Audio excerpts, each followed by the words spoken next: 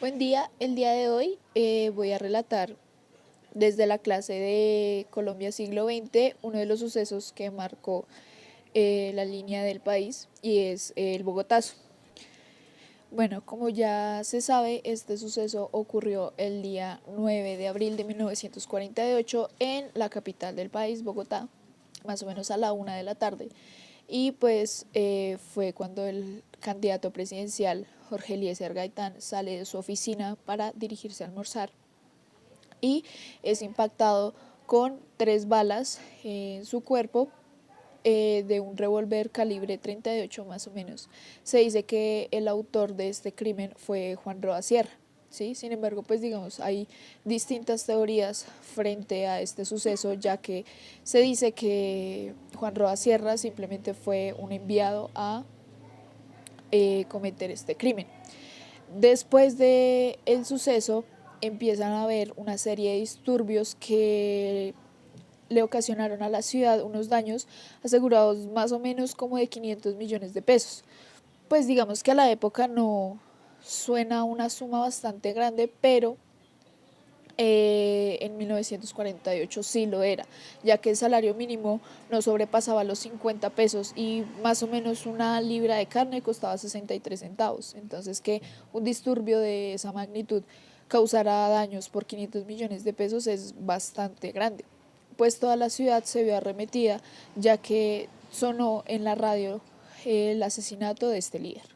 Los colombianos en el exterior, a la 1:30 del día 9 de abril de 1948, a la abril de 1948, año entre las 6:14 y 15, fue asesinado por un policía conservador, el doctor Jorge Eliezer Gaitán, por órdenes del Partido Conservador y del gobierno conservador. 4 balazos por la espalda le dio el policía conservador mandado por el gobierno conservador y asesinó a la 1:30 al salir de su oficina el doctor Jorge Eliezer Gaitán, situada en las calles 14 y 15 con carrera séptima. Como ya se dijo, hay bastantes versiones sobre el asesinato y de quién de verdad fue el autor, ¿sí? Porque incluso el mismo Gabriel García Márquez escribió sobre esto en Vivir para contarla, que fue su relato autobiográfico publicado en 2002. Él comenta lo siguiente: 50 años después, mi memoria sigue fija en la imagen del hombre que parecía instigar al gentío frente a la farmacia, y no lo he encontrado en ninguno de los incontables testimonios que he leído sobre aquel día.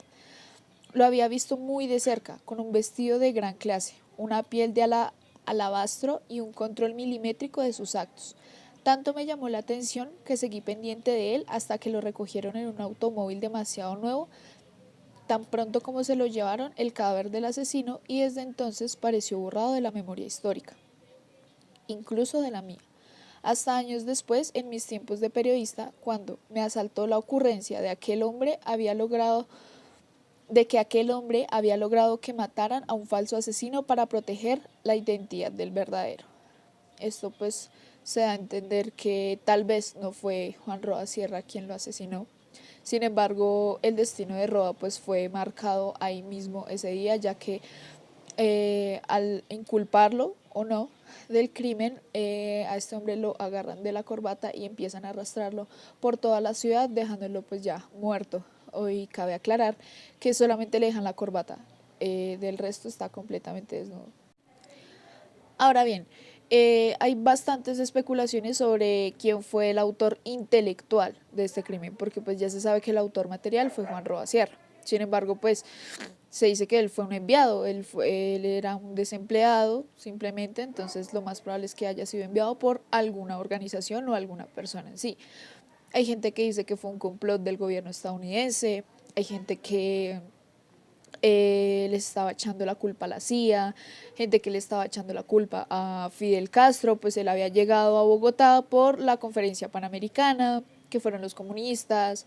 El gobierno principalmente echa la culpa al bando conservador, pues hay que recordar que Jorge Eliezer fue líder del Partido Liberal, y también se le echa la culpa a los liberales. Lo único que se sabe a ciencia cierta es el conflicto tan fuerte que sucede en la ciudad. Pues como ya lo había mencionado, pues los daños ascendieron a más de 500 millones de pesos. Y no solamente fue en Bogotá, ascendieron también a distintas partes del país.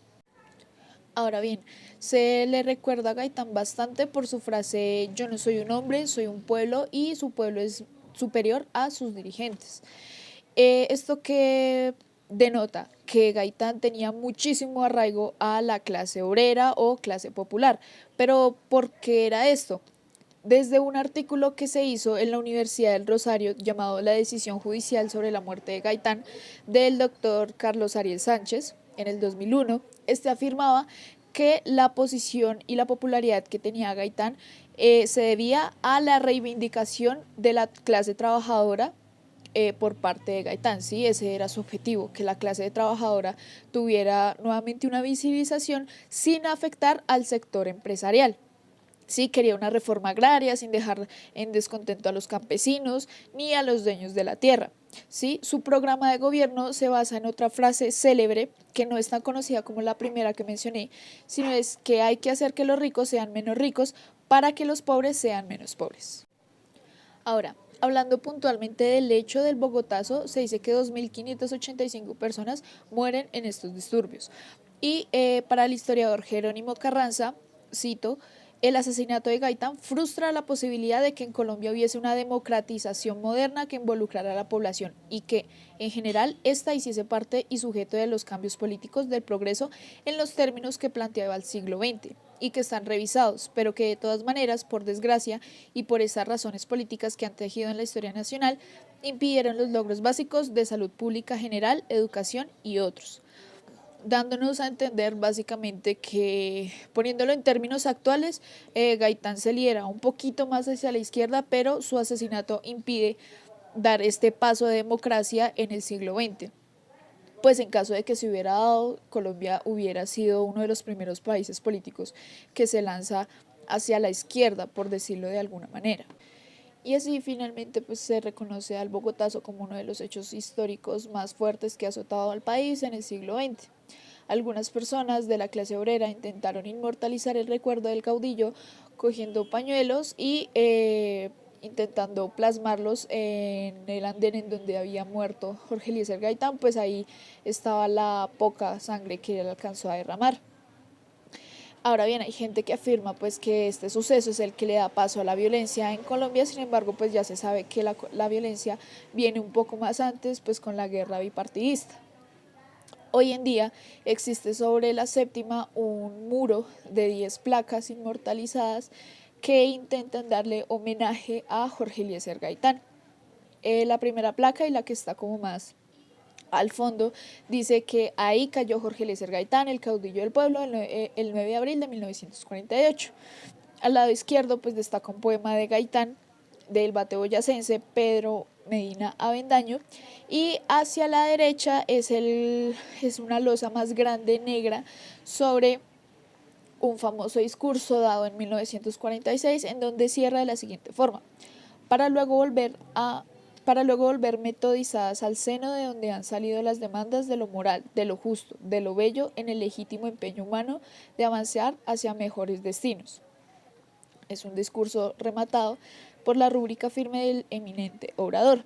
Y ya más hacia abajo, y este es un detalle que pues no muchos lo reconocen, está un pequeño aviso escrito en mayúsculas rojas que denota a Jorge Eliezer Gaitán, mártir de la paz. Pues como ya se había mencionado antes, él velaba bastante por la clase obrera, intentaba ser justo para todos en cuanto a sus propuestas y más en la popularidad que él alcanzó. ¡Pueblo! ¡Por la restauración moral! ¡Pueblo! ¡Por vuestra victoria! ¡Pueblo! ¡Por la derrota de la oligarquía!